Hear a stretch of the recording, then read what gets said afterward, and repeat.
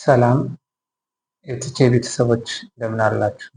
ዛሬ በአዲስ ቪዲዮ የመጣሁላችሁ ምንም ሳትደግሙ ታይፕ ሳታደርጉ ርዕሱን ብቻ በማስገባት የምትፈልጉትን ፓወርፖይንት እንዴት ማዘጋጀት እንደምትችሉ እናያለን። ለምሳሌ ይህን ያዘጋጀሁት አለ። ያው በኤአይ ያዘጋጀሁት ፓወርፖይንት ነው። እንዴት አድርገን ማዘጋጀት እንደሚቻል እናያለን። ለቻናሉ አዲስ የሆናችሁ ሰብስክራይብ ያደረጋችሁ ቀጥታ ወደ ቪዲዮ እንገባለን። ለምሳሌ እኔ በክሮም ላይ ነው የማሳያችሁ። ክሮምን ከፈቱ። ከዚህ ላይ ካንቫ.ኮም ብዬ ስገባ እኔ የመጀመሪያውን ክሊክ አድርጌ ገባና እንደዚህ ያለ ቼክ ያመጣልኛል። ወይ ፕሬዘንቴሽን እለዋለሁ ወይም ክሬት የሚለውን መርጥና ለምሳሌ ክሬት አልኩት። ክሬት ስለው ፕሬዘንቴሽን የሚለውን መርጣለሁ። ፕሬዘንቴሽን ከመረጥኩ በኋላ ከዚህ ላይ የመጀመሪያዋን 16 በ9 ወይም 19 በ20 ወይም 10 በ80 ፒክስል የሚለውን ሴሌክት አደርጋለሁ።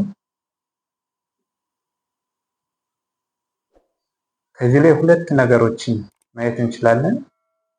የመጀመሪያው የምንፈልገውን አዳድ ፔጅ እያደረግን መጻፍ እንችላለን። አይ ይሄ አድካሚ ነው የሚል ከሆነ ደግሞ ዲስክራይብ ዮር አይዲያ ዲዛይን የሚለውን ከዚህ ላይ የሆነ ርዕስ ትሰጡትና ርዕሱን በሰጣችሁት ላይ ፓወርፖይንቱን ያመጣላችሁ። ለምሳሌ ኦዞን ሌየር ብዬ ሰርች አደርጋለሁ። ኋላ ጄኔሬሽን ዲዛይን እለዋል። ጄኔሬሽን ዲዛይን ካልኩት በኋላ የሚያመጣልኝ ፕሮሰስ አለው። ያው ጄኔሬሽን ዲዛይን ስንለው ትንሽ የተወሰነ ይቆያል። አሁን ጨርሷል። እንደዚህ ያለ ያመጣልናል። ከዚህ እኛ የምንለያቸው ይሄ ምልክት ያለባቸው ፕሪሚዮ የሚለው ከሆነ ክፍያ የሚጠይቅ ስለሆነ እኛ ክፍያ የማይጠይቀውን ነው የምናደርገው። ለምሳሌ እኔ ይህን መረጥኩት። አፕላይ ኦል 15 ፔጅ የሚለውን ሴሌክት ሳደርገው ከዚህ ጋር ያመጣቸዋል። ይኸው እያንዳንዱን ከዚህ እኛ የምንፈልገውን ኤዲት ማድረግ እንችላለን። አሁን ለምሳሌ ኤዲት ማድረግ ከፈለግ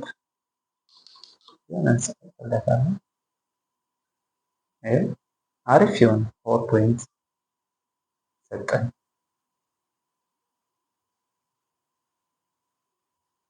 ኤዲት ማድረግ እንችላለን። ይህ እንደዚህ ከመጣልን በኋላ እንዴት አድርገን ወደ ፓወርፖይንት መቀየር እንችላለን? ማይክሮሶፍት ኦፊስ ፓወርፖይንት የሚለው እንዴት መቀየር እንችላለን የሚለውን ነው የምናየው።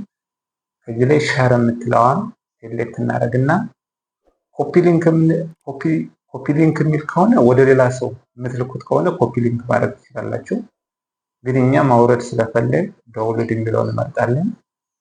ዳውንሎድ የሚለውን ከመረጥን በኋላ ከዚህ ላይ የሚያስመረጠን አይተሞች አሉ። ፒዲኤፍ ስታንዳርድ የሚል አለ፣ ፒዲኤፍ ፕሪንተር አለ። እኛ ግን የፈለግነው ምንድነው ፓወርፖይንት የምትለዋን የፈለግነች። ከዚያ ምን እንላታለን? ፔጁ 15 ፔጅ ነው፣ ከአንድ እስከ 15 ያለ ፔጅ ነው የሚለን።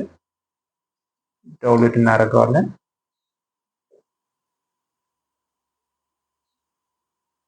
ዳውንሎድ እያደረገልን ነው። ዳውንሎድ አድርጎ ጨርሶልናል። ከዚህ ላይ እንከፍተዋለን። ይሄው